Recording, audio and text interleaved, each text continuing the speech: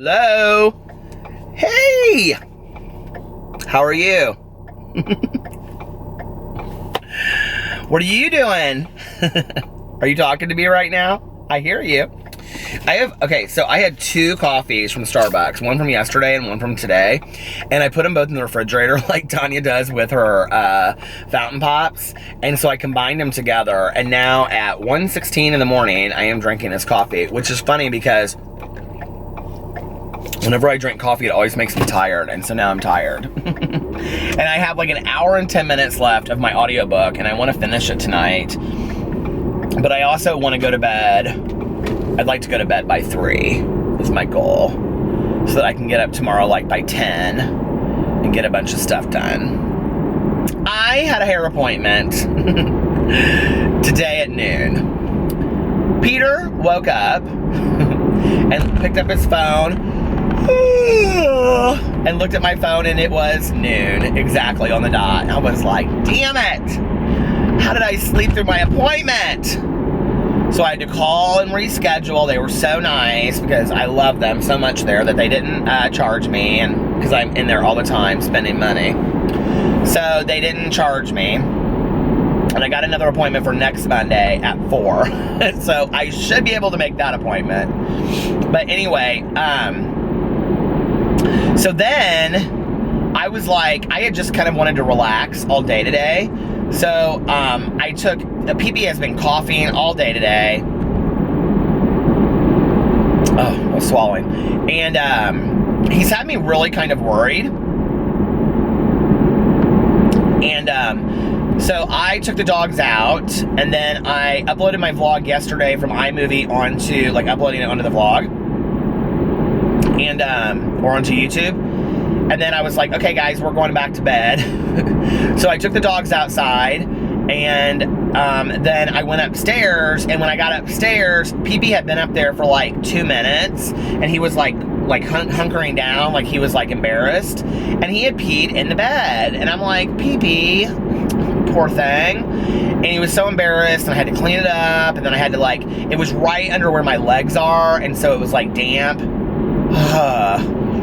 And so I had to like, you know, do the sheets, and then I had to put a towel underneath it, and I felt so, he is having such a hard time. And so I try to stand outside with him so he can like, you know, go to pee a couple times so that he gets it all out of his bladder, because I think he thinks it's out and it's not. And then today I noticed when I gave him his medicine, like, he seemed real out of it, like a half an hour afterwards. And so I said something to Alex about it tonight, and he was like, did you not read the stuff on the medication? He's like, one of the medications makes him really lethargic. And I was like, no, I didn't know that. And so apparently one of the medications makes him kind of out of it, which now explains why, like, for the first couple hours, he's kind of like, I'll call him and he'll just kind of look at me, and then like I have to pick him up to take him outside, and just makes me sad, you know? But then when he's up, he's like running around. Tonight he was running around with his brothers, and, you know, they were all doing all kinds of stuff. I filmed my videos and got him up. Alex came home, and he was watching Scandal and How to Get Away with Murder. And so I went and got Noodles and Company, and I got him some stuff, and I didn't even like hardly eat any of it. And I gave him the rest, and then I went and did a live stream, and then he came downstairs and said he was going to bed, and I got off about 15 minutes later, and I went upstairs, and he was still up. So we talked for a little bit, and then he was going to bed, and now I just came and did my vlog, and now here I am, and that was my day. And I slept the better part of the day, and it was I slept till like 2:30, so I slept like 2 more hours after I got up, but it was really nice. I haven't like done that in a long time. I snoozed my alarm though, probably for, I don't know, 30 or 40 minutes. I hate my alarm. Do you guys snooze your alarm? Ugh. There's something about it that I'm always like, okay, just 5 more minutes. And I say that to the dogs, and it's so funny, because like if they've gone to the bathroom, if they've gone outside and they don't have to go to the bathroom, I keep on saying that. If they've gone outside and they don't have to go potty, like they don't mind, and I'll say, okay, 5 more minutes, and they all kind of like circle and go back into their spots again, like where we were. It's so cute. Typically, if they have to go outside, they are like up, like, okay, Dad, we have to go now. So then I take them outside. We met a little dog down the street today. His name was Merlin. This woman was walking down the street and the dogs went crazy. And they're like, oh. And Boo Radley and Pee-Pee were trying to be friends with him. Tucker was kind of scared of him. He was just like this little dog. He was so cute. I'm always like, you guys like to meet new people, don't you? They're so funny. It was cold in Indiana today. Right now it's 25 degrees. It was like spitting snow all day long. I don't know that we're supposed to have snow this week, but I don't know that we're going to have like any more heavy snow this winter. My gut tells me we're not. Although February is like really typically the worst winter month for Indiana. And March can be bad too.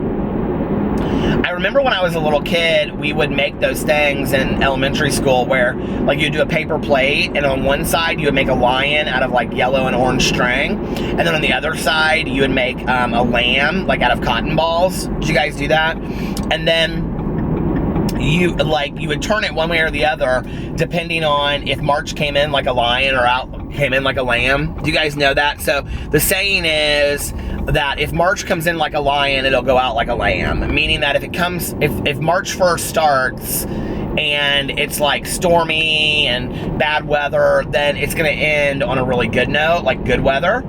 But if March comes in like a lamb, like nice weather, then it's gonna end with horrible weather.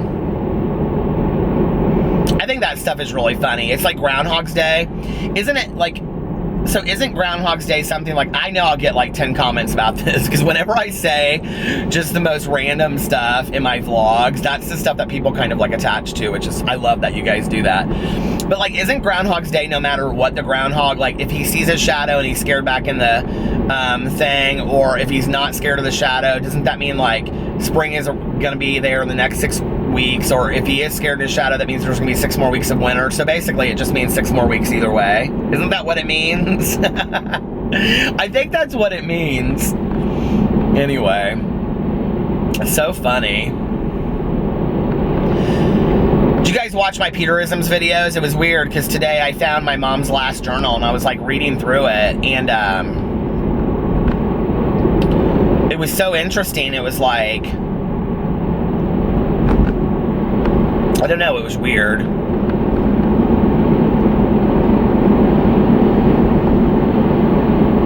It was weird thinking about that last trip that we took in Gatlinburg, Tennessee. And I remember like,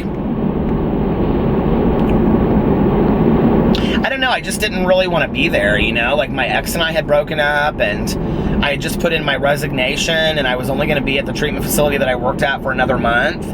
And, but I didn't know that at the time. I thought I'd be there like 6 more months to train somebody, but then I left a month later. And it just was a weird Christmas, you know? I mean, obviously I didn't know it was going to be my mom's last Christmas. I mean, we never know that stuff, you know? Which is, I think, so sad in retrospect. And,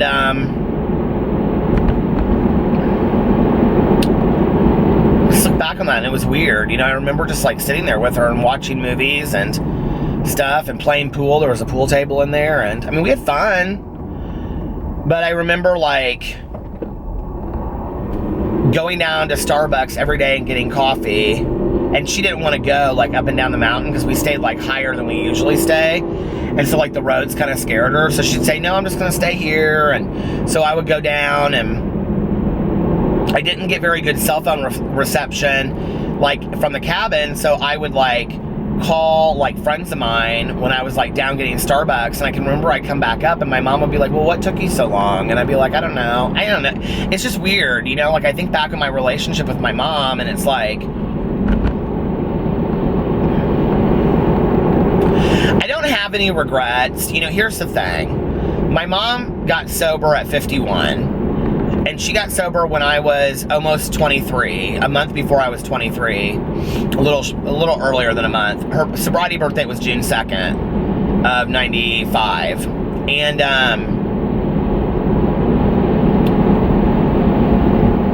like I was telling a friend of mine this the other night, the one whose story I heard, because she was talking about she read this letter that her daughter had written her about how drugs and alcohol changed her.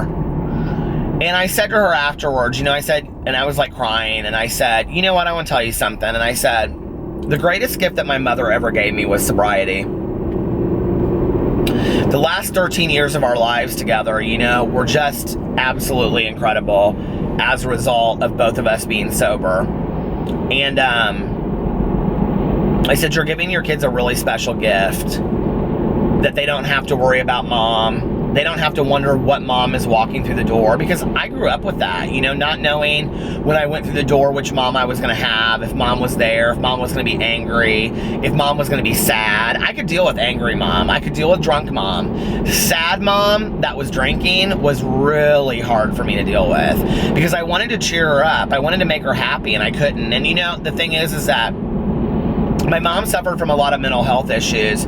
She suffered from severe depression, and she had bipolar disorder, which then we called manic depression. And, my mom wouldn't get out of bed almost. I mean, she would, but it was like she'd get out of bed and go to the couch, and then watch TV, and that would be days on end, and then she would get up and she would be kind of manic. And, I think that for her, a lot of the drinking was self-medication. And I'm not making excuses, but I think it just made her numb to a lot of what was going on. And, the reality is that I know now from my mom's childhood, she had a lot of things to be depressed about that would, not that it would make her depressed, but I think not knowing how to deal with those things and having clinical depression on top of it, I think, and having a lot of fear about the world, I think over a long time really messed her up. And, so I know what it's like to, deal with a mother that has mental health issues, and it's scary, and on top of that, to have a mother that has mental health issues and drinks is really scary, because you never know what you're walking into. Sometimes I can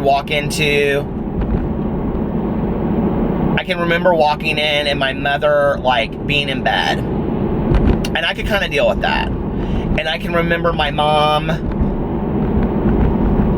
walking in, and a lot of times I would walk in and she would be really angry, at my dad, but I wouldn't really understand it. And the thing is that my parents never negatively talked about each other, so I would kind of hear part of a conversation on the phone. I would hear her call him this, you son of a bitch or something like that, but past that, I would never, they wouldn't let me know what the argument was about. They were very protective of me as far as that, which is great, I think,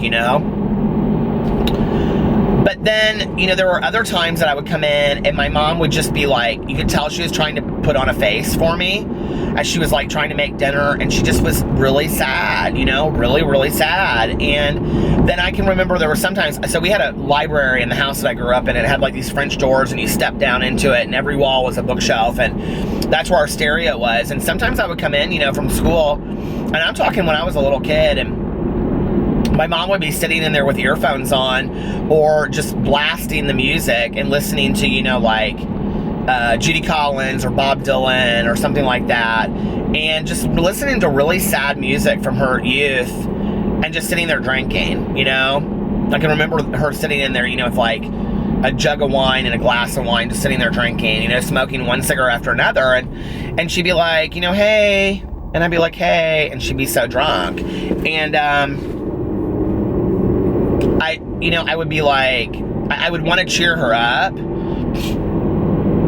but at the same time, I think she was a little addicted to that desperation and that sadness. And then other times I would walk in the house, the majority of the time, I walked into the house and it was Little House on the Prairie, it was chili dinner, meatloaf, spaghetti. I mean, it was family dinner, sitting there, do your homework, let me read you a good night story, everything was very nice. And later in the night, once she had tucked me into bed, she would have a couple glasses of wine, or, 2 of those martinis for 2 in a can, and a beer or 2, and probably got a little intoxicated and then passed out and went to sleep, but that was a normal night for us.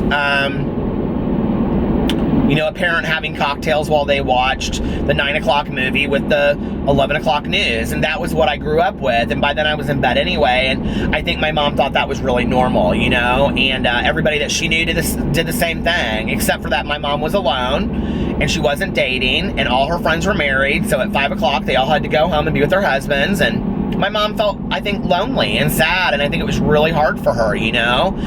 And I wanted to make her happy, and I didn't know how to do that. You know, I didn't know how to walk in and make her happy, and so that was scary to me. It felt powerless as a child. And I don't think I had any clue. I don't think I understood that then the way that I do now, you know?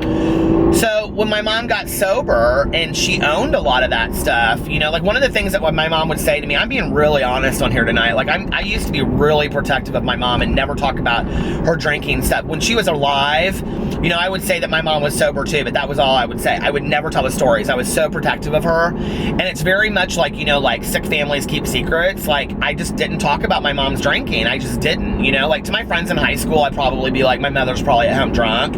Like I would say something like that, but like not out in public, I didn't really say things about my mom, you know, I just didn't. And I can remember one of the things that really used to piss me off when my mom got sober that she'd say, I hope that when you're talking about your mom and you're telling stories about me that you make sure that you're being accurate and that you're not saying that I was out all the time carousing with guys in bars, leaving you at home with babysitters, and that I didn't sit on street corners and drink out of a bag.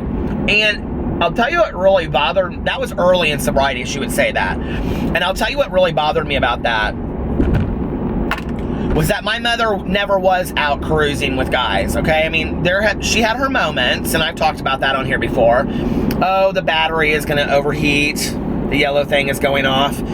Somebody asked me yesterday about the internal battery. It's because the heat is, so right here where I keep the camera, the heat vent is right here, and so while I'm filming it, it sits on this thing, and it gets real hot, and so then the camera gets hot, and as soon as the camera gets hot, it shuts down. So the colder it is outside, the quicker the camera shuts off. So when it shuts off, I'll stop talking and I'll let it cool down, I'll come back on. But the thing that really bothered me about that was that no, she never did do any of those things. I mean, did my mother date from time to time? And, you know, I've talked a little bit about on there about some of that embarrassing stuff that she did. Yes. You know, did my mom go out to bars sometimes with friends? Yes. Was that the majority of her? Did she sit on bar or street corners and drink out of a bottle? Not that I'm ever aware of.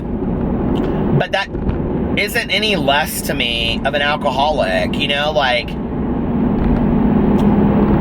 I almost wouldn't have been aware of it if she had been doing those things as much as I was with her, you know, drinking. And I'm sitting in my bunk bed at night and I'm watching her, you know, sway down the hallway back and forth trying to get downstairs for another glass of wine or a martini, you know, or a beer. And that was scary to me. You know, I can remember being afraid that my mom, okay, so she said this to me early on in my life, and this set in my head. So my mom and my aunt, everybody that I knew smoked when I was growing up, and they all smoked in their houses. And my Aunt Kathy we would stay at her house with my Uncle Dave on weekends. And they would watch a movie in my aunt and uncle's bedroom, and my mom had this little love seat that she would like sit on and smoke cigarettes and drink while they were watching a movie. So my aunt and uncle were over here in a bed, and my mom was over here like on a love seat, and then they would all watch this movie, and then after the movie was done, they would, you know, go in, and my mom and I stayed in the guest bedroom, had like, you know, 2 twin beds in it. So I would be asleep in there. And I can remember my mom, when she would be sober, you know, like the next day would say, you know, it really scares me because, you know, Kathy falls asleep with a cigarette in her hand. And she just look over, she said, oh, it stopped. It's stopping. Okay, I'll be back in a second. Okay, I'm back. It shut off because of the heat. So we'll try this again. But anyway, I was trying to remember where I was. So the next day, my mom would always say to me, she would say, oh, it just scares me so much. Like, I'll look over and your Aunt Kathy will be having been sitting there smoking, and she falls asleep with a cigarette in her hand. And I'm like, because she's going to burn the house down some night. Well, I remembered that. And then when I was a kid, you know, my mom would smoke. She had this chair and ottoman in her bedroom. She had like her bed, and then she had this chair and this ottoman in front of her TV. And she would like sit there and like drink, and she'd like fall asleep in her chair.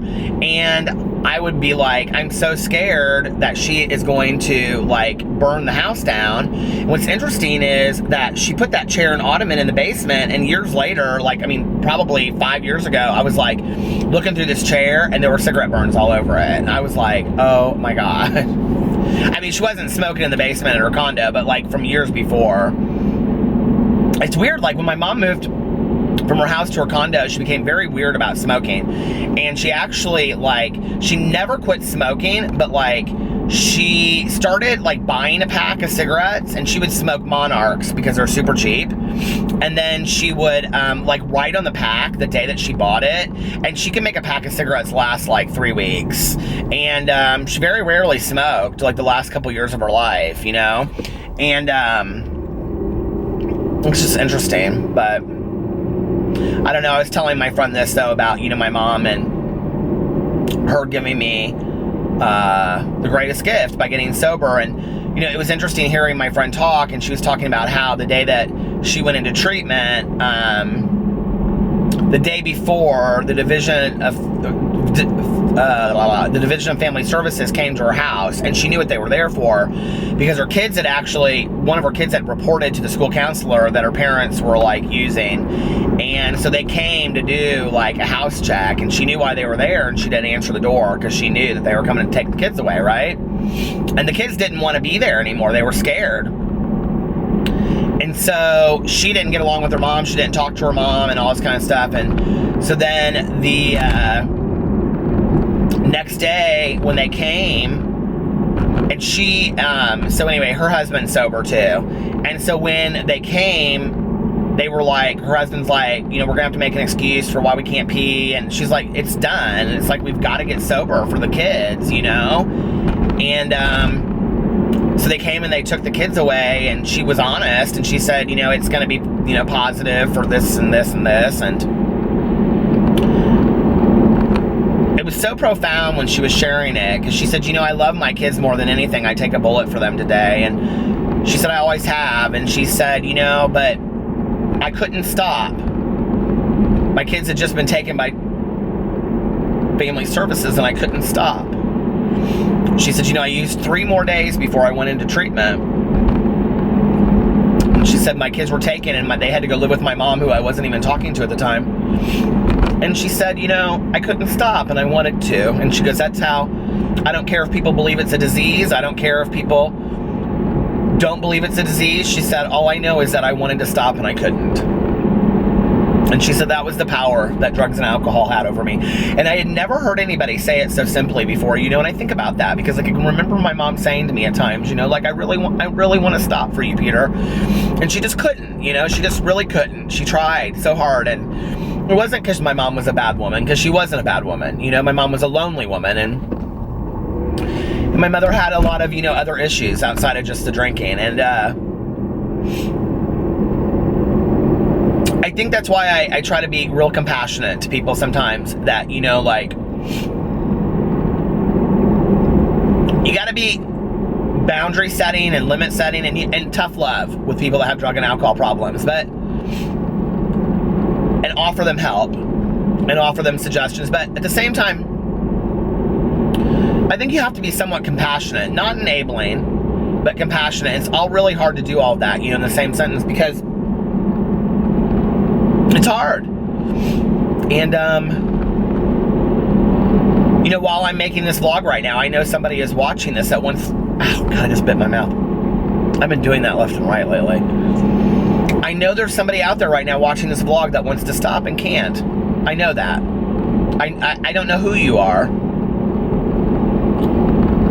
but I know you're out there and you're watching this, and, you know, maybe you don't comment on my videos, and maybe you don't ever respond to anything, but I think you're watching this right now and you're saying, you know, like, I want to quit and I don't know how. I can't, you know, I try so hard, and I can go a day or two, but then I can't do it anymore after that. And you can do this, trust me. And I know there's people out there that want so badly, you know, for their moms or their brothers or sisters or their dads or their husbands or wives or friends or boyfriends or girlfriends, you know, to quit, and they can't. And I think those of us that love people that have drug and alcohol problems, we think, you know, if they loved me, they would stop. But love doesn't have anything to do with it. And I think that a lot of times, like, I thought as a kid, well, if I loved my mom more, you know, or if I'm the best kid that I possibly can be, and I don't cause any problems, you know, she'll want to quit for me. And I look back on that and I think about how irrational that is, you know, because, like, no matter what anybody would have done in my life, you know, no matter how much somebody loved me, had nothing to do with me wanting to quit, period. It didn't mean anything to me. I was almost kind of soulless at the end, you know. I was almost kind of like, okay, you know, like, so you love me. What? I don't know what that means, you know, like, and am I supposed to trust that? I didn't care, you know, and in fact, it was a burden if you loved me, because I didn't feel lovable. And, you know, when people come into the rooms of recovery, a lot of times we tell them, we'll love you till you love yourself. And I think that one of the consistent themes of people that, you know, are drug addicts and alcoholics, overeaters, gamblers, shopaholics, sex addicts, things like that, is that I think that, you know, the majority of us out there, I think, don't really love ourselves. And we don't really understand why you would love us either. We don't think there's a lot of lovable qualities about us.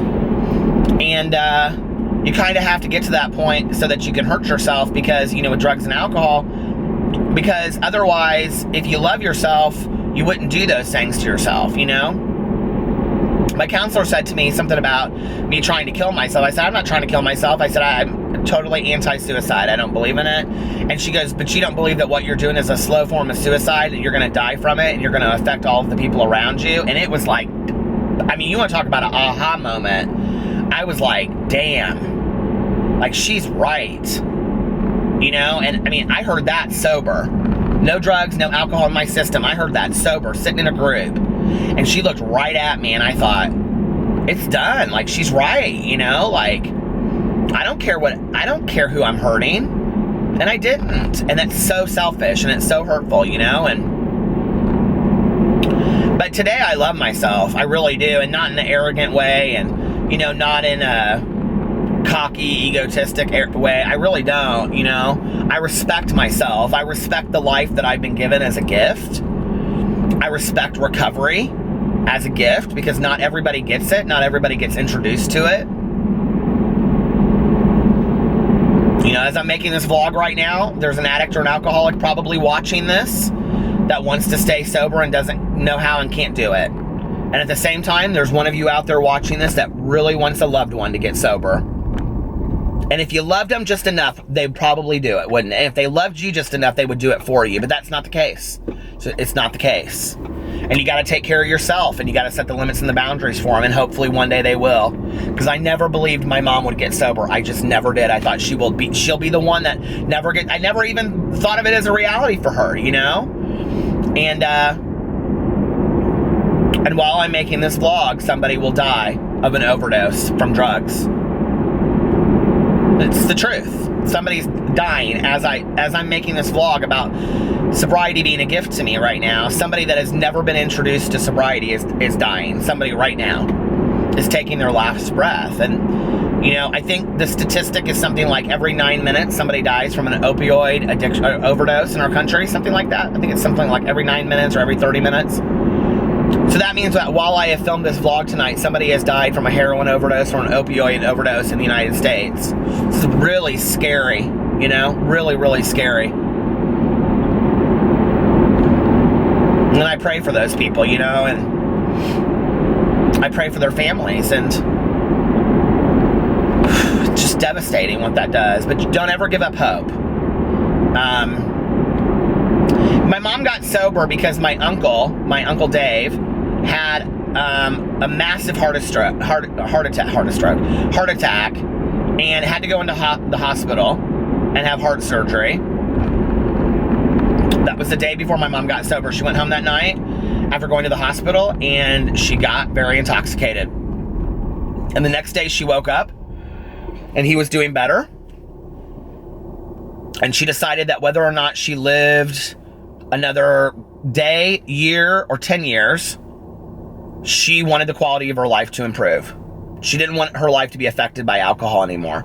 And she never picked up again. And I can tell you that there were moments that she wasn't real happy. There were conversations, that we had where my mom would say to me, I don't even know why I'm sober. I'm not any happier now than I was before I drank. And I said, but you're not drinking. See, like, that's the difference. And she's like, you're right, I'm not drinking today. And I have clarity of mind and I have peace. And the reality is that if I don't pick up for today, I have a chance. And I don't know what's going to happen tomorrow. I don't know who I'm going to meet. I don't know that the greatest thing that's going to happen to me is going to happen tomorrow, And I deserve that chance, and you deserve that chance, and your loved one deserves that chance. And that person that's suffering out there right now, they deserve that chance. We all deserve that chance, And it's sad. It's really, really sad,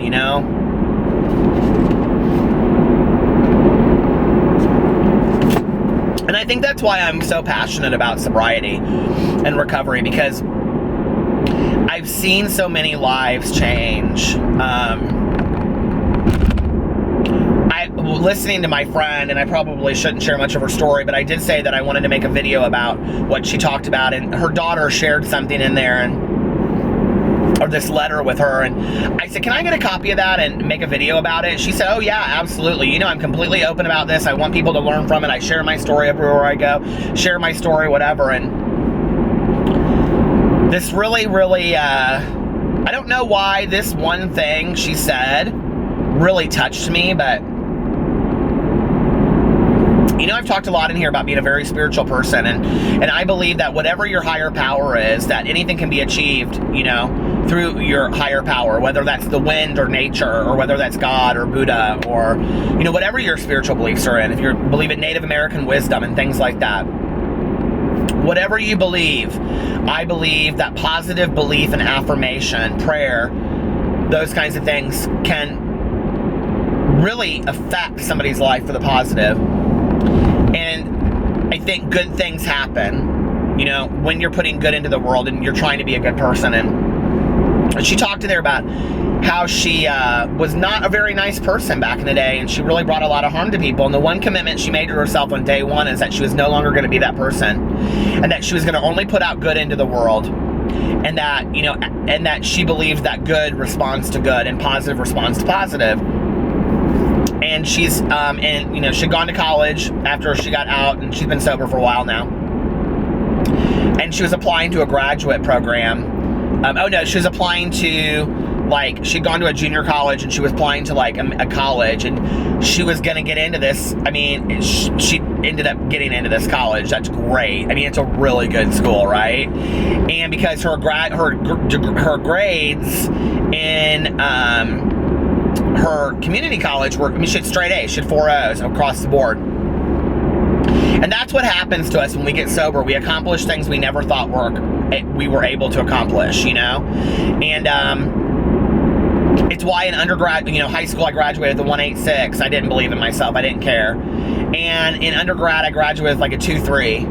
And in graduate school, I graduated with a 3.8, almost a 4.0. And I had some semesters where I had a 4.0 in graduate school, and didn't really try that hard. So anyway, she was sharing this story, and she said in there that, we believe in honesty, and we believe in telling our truth and telling on ourselves. And she said she was talking to the admissions department on the phone, and they're like, we have your entire application. It looks fantastic. We want to offer you a spot in this program. And she was going to school to become a drug counselor. And she said, the woman on the phone said, we want to offer you a spot in this program, but we need your high school transcripts. Well, she had ran away from home and been in all these treatment programs in high school, and it was just a mess, right? And she was terrified of giving them these transcripts because they looked really bad. And she was like, I'm not going to get into this program. And she said she was on the phone, and she took a moment. She looked up, and she said, God, whatever you have planned for me, just let me be open, willing, and honest. She said to the woman on the phone, she said, hey, let me be honest with you. My my life was pretty fucked up back then, and I'm not that person today, and I've changed a lot. If you need my transcripts, I'll get them for you, but I hope they don't keep me from getting into this program. And the woman said, you're on the phone. Sweetie, all we need is evidence that you graduated from high school. We don't need to know your grades. And she said, I think it was a God moment. And that's where I believe that, my higher power can do things for me that I cannot do for myself. And I heard that in there. I don't know why that, out of her entire story of everything tragic that she shared that I knew a lot of, I don't know why that one moment for me really made me tear up and inspired me and gave me so much hope, that I think anything is possible in the world. I really, really do. If you want it bad enough, and it's a good thing, and you're doing good work, and you're being a good person, and you're putting compassion and motivation and inspiring people out there in the world, that good things come to you, and as long as you're just honest and helpful to people. And when she said that in there, and she's crying and she's telling it, and I'm just like, I love that, She didn't break for a moment, she prayed on it. And 2 seconds later, she's honest with the woman. The woman's like, hey, we don't need to know your grades, we just need to know that you graduated from high school. She's like, here I am, I got myself all worked up about it, and I got into the program, and she said I got 4 O's, and I proved to myself that I can do anything that I set my mind to.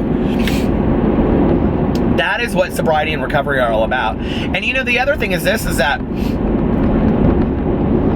people say to me all the time, they'll say like, God, I wish I was a drug addict or an alcoholic so I could go to a 12-step program so that I could be as inspired or motivated as you are. And I'm like, hell, you're one step ahead of me. You don't have that problem, Set your mind to whatever you want to set it to. You be thankful you don't have those problems, You can have whatever worlds you want to have. You can have whatever life you want to have. Seriously,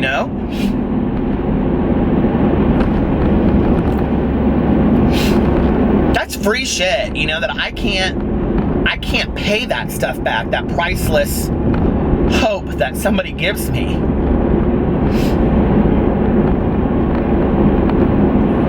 And those are those moments that I talk about, like with Oprah, where you're in the middle of the worst moment of your entire life and you look up and you say thank you, because right around the corner, she said in her story, she said, I'm thankful they came and took my kids away, and that's some sick shit. She said, but if they hadn't taken my kids away, I wouldn't be standing here today sober. I wouldn't be the mom that I am, making pork chops today and for my kids before I came here and told the story. And I wouldn't be showing up to my kids' sporting games, and that's some powerful shit right there. We only have one life. Who do you want to be? What do you want your life to speak of at the end? I think about that all the time. I think about that in almost every video that I make. I think about that in the books that I choose to read and the movies that I choose to watch.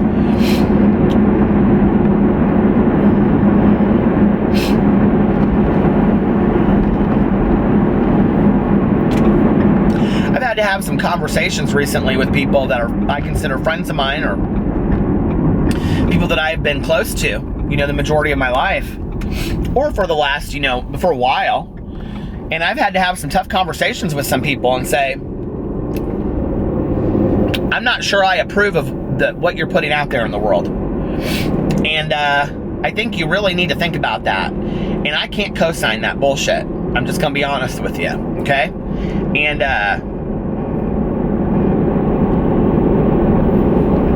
that's a hard thing to say to somebody that you love, Listen, you fucked up, you need to own it, and you need to make this right. Well, blah, blah, blah, blah. No, it doesn't matter what the other person did. You need to own your shit, whatever. And I'm not God, and they don't owe me anything, right? So I can only offer advice, and people are going to take it or leave it. And then I have to choose who I decide to stand by, and I don't leave people. I just don't. And that's been hard for me. And I have a friend of mine recently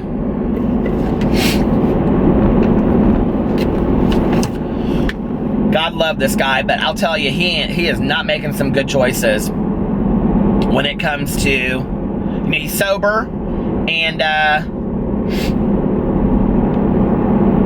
I've been friends with him for a long time, and I don't like how he's treating people. And, you know, I had that conversation with him, and I said, listen, I said, you know, you and I go way back. I don't like how you're treating people. You know, it's not right. And I think sometimes, you know, it's hard. We have to have those conversations with people. Now, I try to not have those conversations, you know, at a dinner party or in a group of people or publicly. I like to have those conversations, you know, behind closed doors, because I think that's respectful to that person. And, you know, and then say my piece and move on. And what's interesting a lot of times is that they usually come back and they'll say to me later, you know, maybe not that day, maybe not that week, maybe not that month or year, but they'll come back to me later and they'll say, hey, I really thought about what you said, and can you explain to me why you felt so strongly about it? And when I explain that it's because I used to do some of the same things that I see them doing and I don't like it, okay, because I didn't like who I was when I was doing those things, then they get it, see? Because when we share our experience with somebody, when we share what we've gone through, how it affected us personally, people get that. When we tell people what to do, when we tell people how to act, they don't like it. Okay? I don't like it. I don't like when people come to me and say, you need to do this. That's the quickest way to shut me off real quick. I stop listening. I don't know about y'all, but like, I stop listening. When somebody tells me you need, as soon as I hear you need, I stop listening. And, you know, it's hard. And I'll be honest with you, sometimes people that have said to me, you need, I've needed to do what they said. I just don't like hearing it that way, you know? So I try to respect people, and I try to say things to them the way that I would want them said to me. And realize I'm not in that, you know, and stay in my lane and do the best that I can as a human being, because I got my own struggles, you know, we all got our own struggles. And I think that's hard too, like when you're dealing with addicts and alcoholics, it's like, you're so affected by them, right? But at the same time, you got your own life, and it's like, I gotta deal with all of this over here going on, I gotta deal with, you know, my dogs, and this, and my husband, and dinner, and work, and paying bills, and all this kind of stuff. Oh, but you want me to deal with your bullshit over here too. You're forcing me to deal with it because of your behaviors. If you have an addict or an alcoholic in your life, you know what I'm talking about right now. It's just craziness, you know? It's hard. It's like I was talking to my friend the other day who doesn't get this addiction stuff at all, and I was saying, you know, it's like this, it's like, they were asking me why I continue to go to meetings, and I said, well, because it's emotional sobriety to me. You know, it's about taking care of who I am as a person. And the thing is like, there's a saying, right? Is that what happens when you sober up a horse thief? You know, it's like, you got a sober horse thief. Those things don't go away because you get sober. Like, we have to work on those things, you know what I mean? Like, we have to work on those behaviors, those character defects, you know? It's like, the circus left town, but the monkeys are still running loose. Let's just be for real, you know? And we have to work on those issues of being better people. That doesn't happen overnight. I am definitely not who I was 20 years ago, or 23 years ago, you know? Hell, you couldn't tell me I didn't know everything there was to know at 2 years sober about sobriety, but I didn't know shit. And at 5 years sober, I knew even less. And at 10 years, I was willing to admit what I didn't know. You know, and at 15 years, I was scared enough to realize that a lot of people go back out. And at 20 years, what I realize is I have a design for living today. As long as I take each day as it is handed to me, and I spiritually walk through it and try to do the best job as I possibly can as a human being on this earth, as a compassionate, kind, good person, and I try my best to do that. Try, you know? And then where I screw up, I make amends for it and move on and remain teachable. And I think that for all of us, sober, not sober, recovery, not recovery, no issues, issues, whatever, I think that's really the best that we can do, and that's the most that can be asked of us as human beings, don't you think? And I don't know. You know, I've been doing this gratitude journal since January 1st. I haven't talked about it on here a whole lot. I've been talking a lot about it on my Peterisms channel. Man, that gratitude journal has changed my life. And it's interesting because there are days that like I want to just sit down and like get it done, and so I start just kind of like listing things off that I always list on there. The last couple days I've like really forced myself to like stay in today and really think about the specific things that happened today. You know, like spending time with Alex eating dinner while he was watching TV and we were kind of joking back and forth, you know, or let me think of something. I haven't made my gratitude list for today, so I'm giving you guys a little secret inside look, you know? Or, you know, finishing my audiobook tonight. I hope I finished that. You know, being able to sleep in today, you know? I don't know. Feeling emotions, talking about my friend. Like, I'm grateful for that. I'm grateful that I have emotions and feelings today and that I can cry over stuff. You know, there was a time that I couldn't. And, you know, it's interesting when I look at all that stuff, and then the next day what I do is, about halfway through the day, I pick up my gratitude list from the night before, sometimes like 3 days ago, and I'll just scan through it and read it, and I'm like, man, I'm lucky, you know, I got a really blessed life. I have a really blessed life, you know, and it's a really good tool for when I start feeling sorry for myself and start getting into self-pity, and I pick up that gratitude list, and I think to myself, shut your mouth, okay? You got a good life. What are you complaining about? You have a good life. And, that gratitude list, I just really didn't, I mean, I'm almost done with it for 1 month. I can't believe I've done it every night, you know, and I have a silent moment before, you know, I go to bed and I think about the day and who I was and what things I'd want to change. I do a little inventory at the end of the day, every day, and think about, you know, being a better person tomorrow and what could I have learned from today to be a better person the next day. And that's all I'm given is that, you know, and I want that. I want to be the best version of myself that I possibly can be.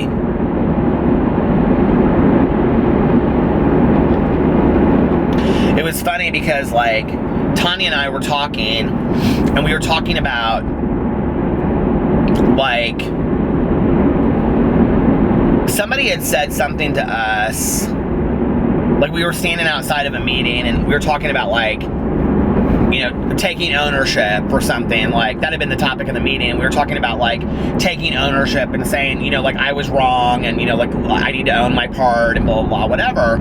And this other person said, you know, it's so much easier to just hold your guns and not apologize for shit, you know? Like, it's hard to, and this is a person that's probably, I think they're almost at 3 years of sobriety, and they said something like, you know, it's easier to, like, not make amends and hold to your guns and admit that you, like, weren't wrong and say, no, I wasn't wrong. Like, if you saw it from my point of view, it doesn't matter, you know? And Tanya and I got in the car and we were laughing kind of, and I said, I just don't agree with that. And she's like, neither do I. And I said, I think it's so much easier to just own your shit, clean the street, and move on. Like, who wants to hold on to that baggage? It is just not worth it to me, you know? It's just, it gets so depressing and so sad and resentful, you know? And resentment is unfulfilled expectations that we hold on to that do more damage to us than other people. It's about, you know, people renting space for free in our heads, you know?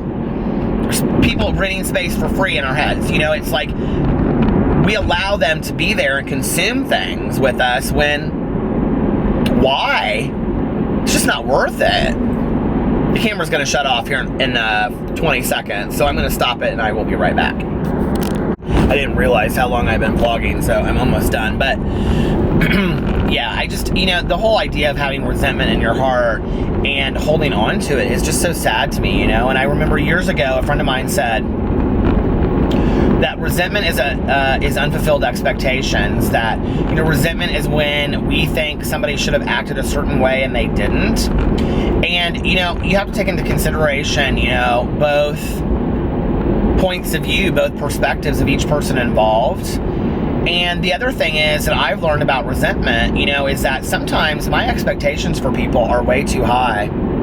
You know, when I have expectations for alcoholics or addicts in my life, especially, to act a certain way and they don't, and they fall short of that, maybe my expectations for those people are a little too high. You know, what did I expect of somebody that is in active addiction, you know? And, And maybe the more loving, kind, compassionate thing to do is try to understand where they're coming from, you know?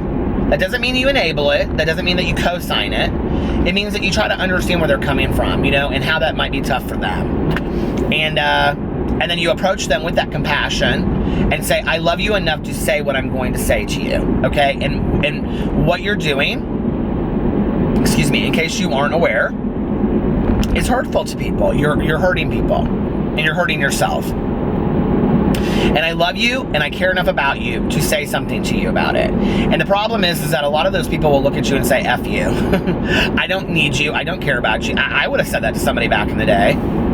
But the turnaround from that is that eventually, you know, and it's not just with addicts and alcoholics, it's with anybody, you know, in life, is that when you say that to them, then they might come back sooner or later and say, I know you love me, I know you care about me, and I understand why you're saying this to me, okay? And it comes from a place of love. And I think a lot of times we have to ask ourselves when people say things to us, okay, or when we say things to people to help them, or they're trying to help us, are they saying things to us from a point of love because they care about us and they want us to be happier, healthier individuals, or because they're trying to hurt us, or because we're trying to hurt them, or we're coming from a place of love? You know what I mean? And I do think that the context of how we say things to people is important. You know, I have a lot of people in my life that say things to me, and it's just never in a kind way. It's in a selfish, guilt-tripping kind of way. And I don't have a lot of time in my life for those kind of people. You know, if they want to say things to me, you know, in a way that is like, we can have an open and honest conversation about it, sure, I'm willing to have that conversation all day long, you know? But, you know, I have a friend of mine that is just very negative, and I've never talked about this person in my vlogs. They've never been in a video of mine. They don't watch my videos. And I care a lot about this person, but I would say that my emotional detachment of them has kind of has gotten lesser and lesser through the years, if that makes sense. And I haven't really talked to them much, let's say in 6 months, because every time I would get together with them, they were so negative. Have you ever been with somebody that is like every lunch, every dinner, every phone call is so negative, right? And then on top of that, it's always like, well, I'm always here whenever you want. I'm here for you, but you're not here for, and it's just like not the case whatsoever. And you're like so frustrated because you're like, I'm literally bending over backwards to be your friend and accepting all of your miserable bullshit, and you don't see it for what it is, and you're so self-pitying and selfish that you just can't see outside of your own woe. And so you just sit there and you take it and you listen to their stuff, and you'll either offer some help and say, you know, I mean, you have a really pretty good life. Like, you know, I'm sorry that you're sad. Like, what can I do to help you? And you don't really understand why they're sad or upset or anything, and they just, woe is me, and you don't understand me, and you're not a good friend to me. It's just like too much, right? So I kind of started distancing myself from this person, and I got all of the negative, you know, guilt-tripping, you know, text messages and all this kind of stuff. And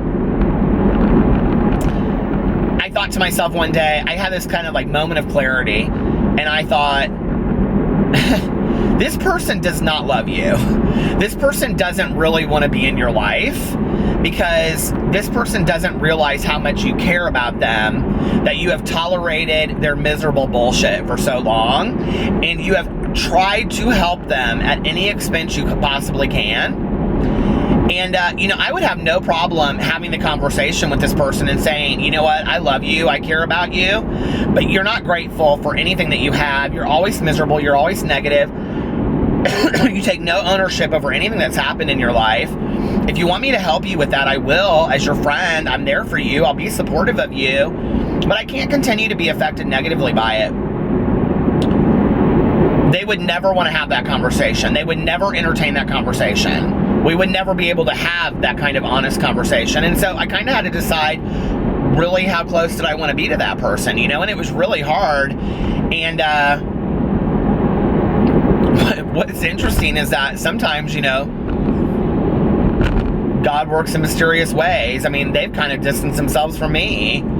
And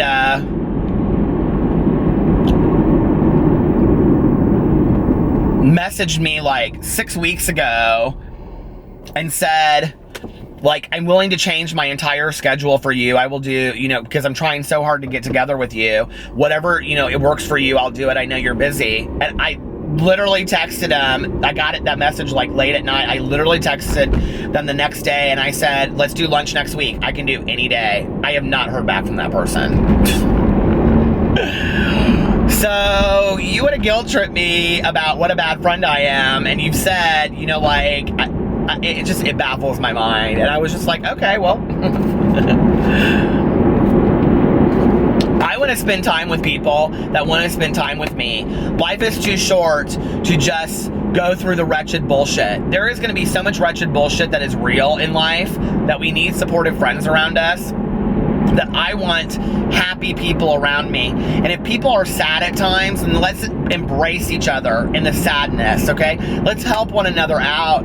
But let's be happy. Let's laugh sometimes. Let's have some good times too. You know, it's like, God, life shouldn't be about all that. It's too much sometimes, you know? It's like, we're all of us gonna have some miserable shit that happens to us, you know? Let's help each other through it instead of pointing fingers and being so sad and negative and, oh my God.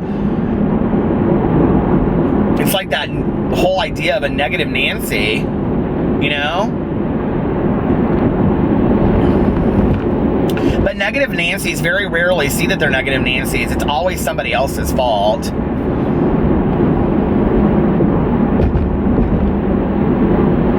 So I'll probably get a text message in a month, you know, begging to go to lunch, and I'll go. And I'll sit there for an hour and listen to how horrible their life is. And not once will they say, how are you doing? What's going on with you? Oh, that's why I have, like, Melissa in my life, who, like, you know, texts me every day and asks me, like, what's going on, and she, like, watches my videos, and she knows about my life, and Tanya, you know, and, you know, Alex and his family, and they know, like, everything that's going on with me. Like, you know, it's nice to have people that are as interested in you as you are with them, right? And I don't care if I only have one person in my life like that as a friend. Like, I'd rather have one quality friend than 10 quantity friends that don't care. Like, honest to God, like, I don't need 10 friends today, you know? I need one really good, caring friend. So, this vlog has gone in so many directions tonight, hasn't it? I've cried, I've laughed, I've talked, I've driven. That's kind of what I always do though, right? Drive. Somebody should write a country song about my vlog, and then I could use it as like an intro to my vlog. Wouldn't that be funny? I would love to have a country song about driving around at late at night, talking in your car. He drives late at night, driving in his car. No, I just said that. He drives late at night, talking in his car. He doesn't know where he goes, but he goes long and far. His name is Peter, and he's on Peter Vlogs. This is so bad. Sometimes he talks sobriety, and sometimes he talks about his dogs. Sometimes he talks about recovery. Sometimes he talks about clogs.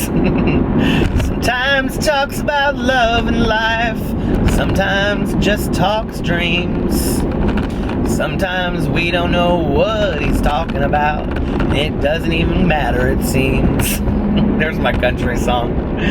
Anyway, I love you guys. I do. It was fun reading the comments the other night. That really meant a lot to me. It just really cheered me up to read those comments. Alright, I will talk to you later, and I will see you tomorrow. I hope you guys are having a great day. Bye.